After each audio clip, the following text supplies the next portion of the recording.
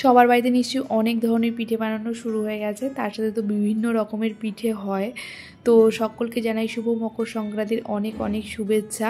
তো আমার ভিডিওটা এডিট করতে একটু লেট হয়ে গেল, তো সেই জন্য তোমাদের সাথে পোস্ট করতেও একটু দেরি হয়ে গেল। তো চলো আমি কিভাবে পিঠে বানাচ্ছি সেটা তোমাদের সাথে শেয়ার করি।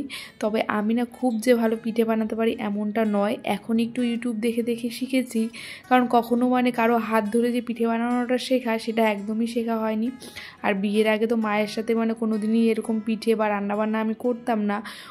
পিঠে বানানোর দিনগুলোতে হয়তো মার সাথে একটু ওই চালের গুঁড়ি চেলে দিতাম, তো মা কিছু ভাজাভুজি করছে সেটা একটু উল্টে দিতাম। মা কখনো এই পিঠে ভাজার কাজে আমাদের নেয়নি, কারণ মা সবসময় আমার এক পিসি ছিল, পিসি আর মা দুজনে মিলে রাত্রিবেলাতে পিঠে বানাতো, আর আমি হয়তো চালগুড়ি চেলে দিচ্ছি এইসব কাজগুলো মায়ের সাথে করে দিতাম।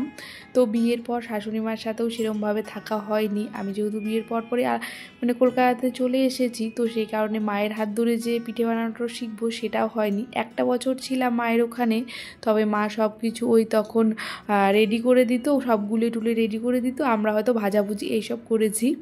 তবে ওই গোলাটা, পিঠে বানানোর মেন উদ্দেশ্য হলো ওই গোলা যদি ঠিকঠাক না হয় তবে পিঠে কখনোই ভালো হয় না। আর আমি ওই গোলাগুলিগুলো না একদম ভালো করতে পারি না। আর এখন হয়তো ইউটিউব দেখে অনেকটা শিখেছি। তো প্রথম একদমই পারতাম না। প্রথম এক বছর তো কিসের মধ্যে করব, কেমন করে করব, কোথায় পাবো জিনিস, এইসব করতে করতেই প্রথম বছরের পৌষ পার্বণ আমার চলে গেছে। সে বছর আর পিঠে খাওয়া হয়নি। আর দ্বিতীয় বছর তো শাশুড়ি মায়ের কাছে ছিলাম, ওখানে শাশুড়ি মা বানিয়ে খাইয়েছিল। আর তারপরের বছর আমি এখানে এসে বানিয়েছিলাম, তখন একটু একটু শিখে শিখে শাশুড়ি মা বলে দিয়েছিল, ওইসব করে করে একটু একটু করেছিলাম। তো চলো আজকে বলি আমি কি পিঠে বানাচ্ছি সেটা তোমাদের সাথে শেয়ার করি। জানি না কতটা কি হবে, অনেক ভয়ে ভয়ে চেষ্টা করছিলাম তো চেষ্টা করলেই অনেক কিছু শেখা যায়, চেষ্টা না করলে কি করে শিখবো বলো। তো আমি আজকে এখানে বানাবো দুধ পুলি। এটা আমি কখনো বানাইনি। এর আগের বছর আমি বানিয়েছিলাম পাকন পিঠা, যেটা ওই আটা দিয়ে করে, সেটা বানিয়েছিলাম। তো আজকে বানাবো দুধ পুলি। আর আমাদের ঘরে নারকেলটা কেউ খেতে চায় না, তো সেই কারণে আমি এখানে ক্ষীরের পুর করে নিয়েছি। তো হাফ লিটার দুধ দিয়ে আমি এখানে ক্ষীরের পুর করে নিয়েছি। আর এইদিকে দেখো চালের গুঁড়ি দিয়ে যে আটার ডোটা মেখেছিলাম, আটার ডোয়ের মতো চালের গুঁড়ি দিয়ে একটা ডো মেখেছিলাম, সেটা একটু লাল কাপড় দিয়ে ঢেকে রেখেছিলাম যাতে সেটা নরম থাকে। আর আমার যখন আমি বানাবো তখন যাতে এই ডোটা ফেটে না যায়, তো সেই কারণে কাপড় দিয়ে ঢেকে রাখতে আমি দেখেছি। আর আমার শাশুড়ি মা এখানে এসে একবার বানিয়েছিল, তো সেটাও দেখে দেখে অনেকটা শিখে রেখেছিলাম।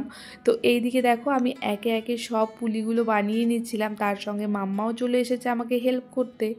তবে ওর হেল্প আমার কাজ বাড়িয়ে দেওয়া। ওর সাথে যে কোনো কাজ করতে বসলে আমি যেই কাজটা 10 মিনিটে করে উঠে পড়বো সেটা আমার 1 ঘন্টা ধরে করতে হয়। তো প্রথমে একটা অকাজ করা ওর হয়ে গেছে, আটার বাটি নিয়ে এসে পুরো কার্পেটটার মধ্যে আটার বাটি ঢেলে দিয়েছে। এখন আমার এগুলো সব করে নিয়ে তারপর আবার এই কার্পেট উঠিয়ে সেটা আবার পরিষ্কার করতে হবে।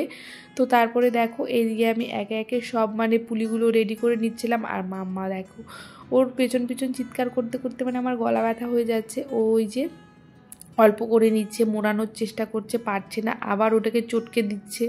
তো আমি আবার একটা একটা করে বানিয়ে বানিয়ে দিচ্ছিলাম, সেটাকে ওকে বলছিলাম যে খালি ওই মুখগুলো মেরে মেরে দিতে। তারপর সেটাকে আমি আবার উল্টে উল্টে সব ওই মুখগুলো সুন্দর করে ডিজাইন করে মুড়ছিলাম। এই ডিজাইন করাটা না আমি আগে থেকেই শিখেছি, বেশ ভালোই হয় আমার। তো কেমন হয়েছে তোমরাও জানিও। তো মা যখন পিঠে বানাতো, মায়ের সাথে বসে বসে আমি এই মুখগুলো মেরে মেরে দিতাম।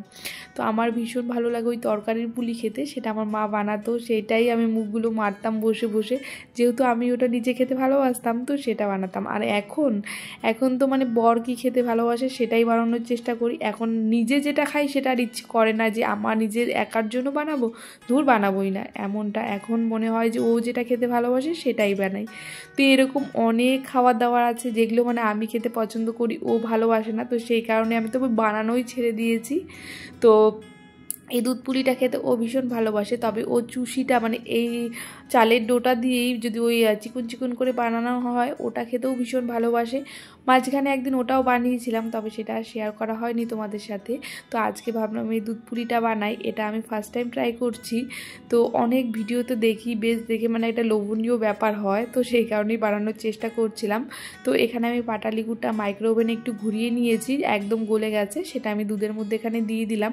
আর দুধটা আমি আগে থেকেই ভালো করে ফুটিয়ে রেখেছিলাম, আর এখানে গুড়টা দিয়ে তার সাথে পিঠেগুলো দিয়ে দিলাম। পিঠেগুলো দিয়ে বেশিক্ষণ মানে গরম করব না, নাহলে দুধটা কেটে যাওয়ার চান্স থাকে। তো আমি অনেক ভয়ে ভয়ে এই পিঠাটা বানাচ্ছিলাম। তো কেমন হয়েছে দেখতে অবশ্যই জানিও, আর খেতেও ভীষণ ভালো হয়েছিল। তোমরাও ট্রাই করতে পারো। চলো বাই।